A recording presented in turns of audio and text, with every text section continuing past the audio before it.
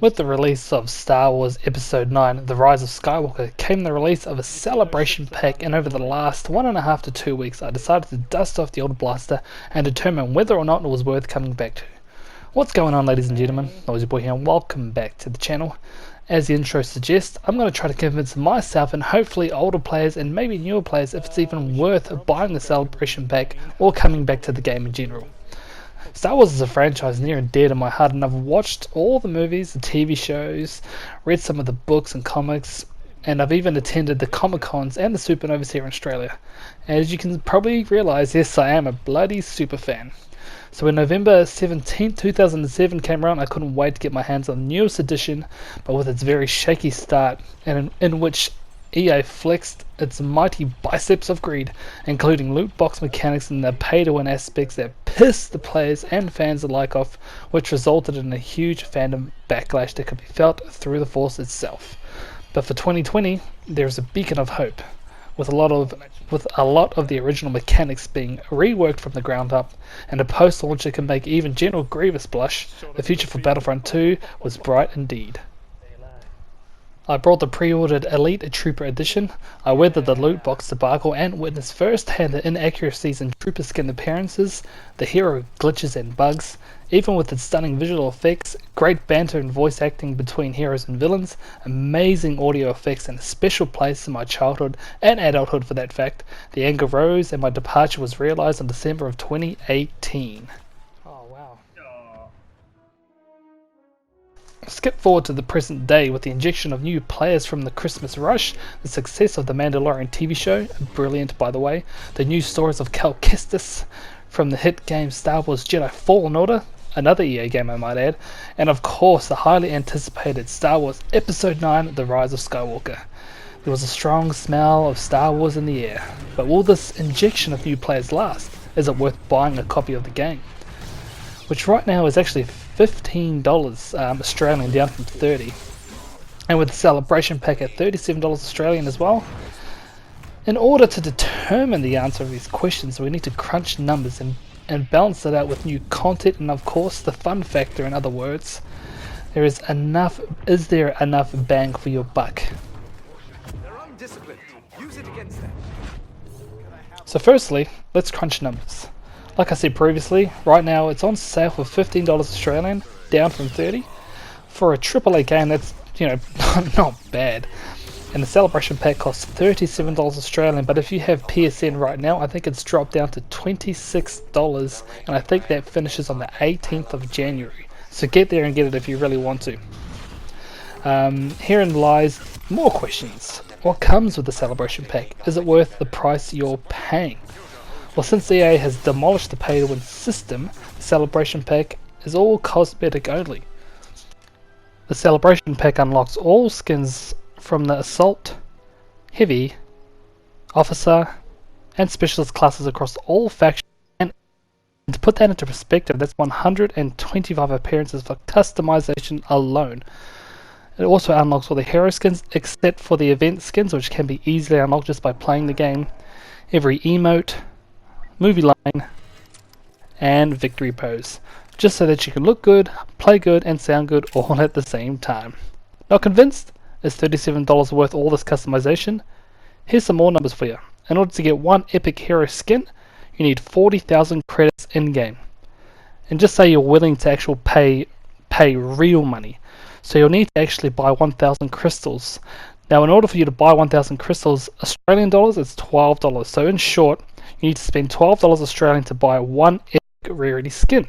Of course, 40,000 credits can be earned in game, but for argument's sakes, let's go with one epic skin equals $12, or $37 for 150 skins. And with the sale price being on right now, with low price of $26, you can get over 150 skins. You heard me, 150 skins. Now that's a big bang for your buck. Now that I've tried to give you a bit of a sales pitch when it comes to the celebration pack, let's talk content, and especially the stuff that they have added since I have left. Okay, so since I've left, they have put in 4 new heroes in Obi-Wan Kenobi, the Troll Master himself, Jedi Knight Anakin Skywalker, the Chosen One, Count Dooku, aka Darth Tyrannus, and of course General Grievous, the famed Jedi killer himself. EA also added 4 new maps in Geonosis, Lucia, Bespin, and a giant class that you can play across all modes, and of course 8 new reinforcement classes. And for those of you who don't know what reinforcements are, they are skilled soldiers and warriors equipped with special abilities and firepower to turn the tides of battle, and these reinforcements include the Droideka, the Clone Commandos, the Elvision Gunners, Sith Troopers, Capex Spies, one of my favourites, the Beer Commando Droids, the famed ARC Troopers, and of course the First Order Jet Troopers. They fly now? They fly now! They also included a new mode called Capital Supremacy, and another one I haven't played before, which was Extraction, and a variety of offload modes to boot. All of what I just mentioned wasn't there when I last played, with of course new content being promised on the horizon. Since I've spoken about the content added since my departure, let's talk about some of the complaints I had when I first left the game.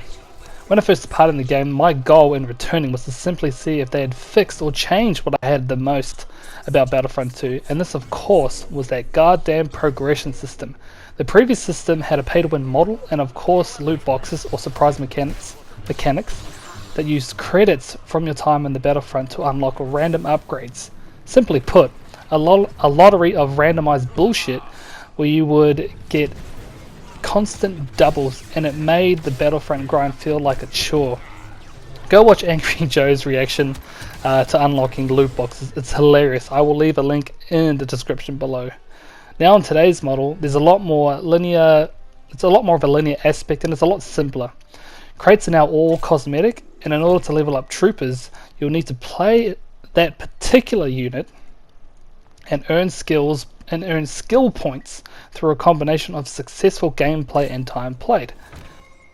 Then use those skill points to unlock unit star cards of your choosing.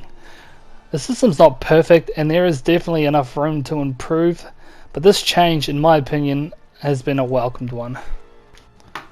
So to simply put it, is it worth coming back to?